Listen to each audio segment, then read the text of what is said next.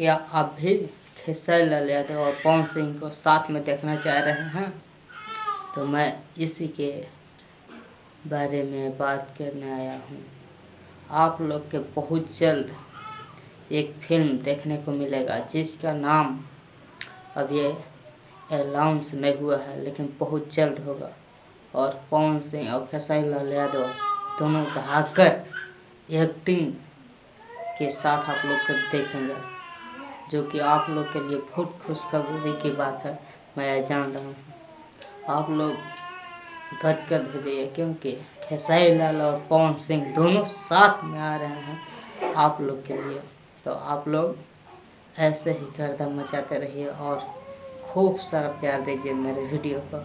मैं ऐसे ही जानकारी आप लोग के लिए लेके आता रहूँगा। फिल्म के बारे में जैसे ही कोई अपडेट आ रहा है मैं तुरंत आप लोग को सूचित करूँगा। तब तक के लिए धन्यवाद। मिलते हैं अगले वीडियो में।